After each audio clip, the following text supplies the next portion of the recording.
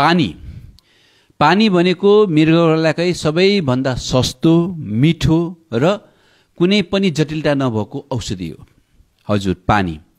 तर मान्छेले पानीमा चाहिँ धेरै के अरे मिसअन्डरस्ट्यान्डिङ, धेरै समस्याहरू, धेरै भनौँ न प्रथाहरू या धेरै कुराहरू गर्छन् है।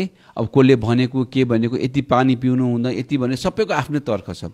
तर म किडनी रोग विशेषज्ञ र यही पानीको मृगौलाको सम्बन्धीको डाक्टर भएको भएर चाहिँ म के भन्छु भने, तपाईँले दिनमा पानी झोल कुरा 3 लिटरसम्म खानुपर्छ। 2.5 देखि 3 लिटरसम्म तपाईँले दिनमा पानी पिउनुपर्छ। त्यसले गर्दा शरीरको सुक्खापनहरू, शरीरको ग्रोथहरू जुन हुन्छ त्यो कुराहरूलाई चाहिँ यसले मद्दत गर्छ।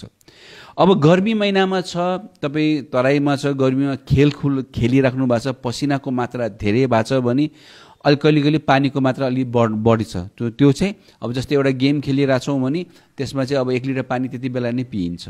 त्यो कुराहरू याद गर्ने। अब जस्तै अब जाडो महिना आउँदैछ, जाडो महिना छ, चिसोमा बस्नुहुन्छ भने तपाईँले 3 लिटर नभएर 2-2.5 लिटर चाहिँ पानी पिउन सक्नुहुन्छ। त्यो गर्न सक्नुहुन्छ। त्यो परिस्थितिले गरेर हुन्छ। तर कति मान्छेले चाहिँ मलाई प्यास लागे मात्र पानी पिउँछ भनेर भन्नुहुन्छ, त्यो एकदम गलत हो है। त्यो चाहिँ नगर्ने। एउटा चाहिँ पानी पिउने चाहिँ एउटा बानी बसाउने एक है।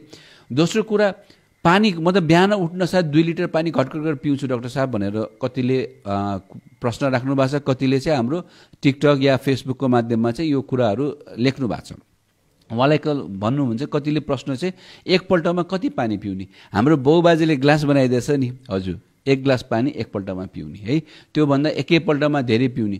कति मान्छेको मेरो पानी पियो भने रातभरि पिसाब लाग्छ भनेर पनि प्रश्न छ। हो, दिनभरि यताउता जान्छ, आज त मैले पानी पिएको छैन, घरमा पुगेपछि बेलुका 1-2 लिटर पानी पिउनुहुन्छ अनि रातभरि पिसाब फेर्छ। त्यो कुराहरू पनि गर्ने। म फेरि भन्दैछु, दिनमा 3 लिटर पानी पिउनुपर्छ। त्यो पानी चाहिँ सकेसम्म घाम भएको बेलासम्म भने अँध्यारो भएपछि त्यो पानीको मात्रा चाहिँ अलिक कम गर्दै गर्दै जाने है।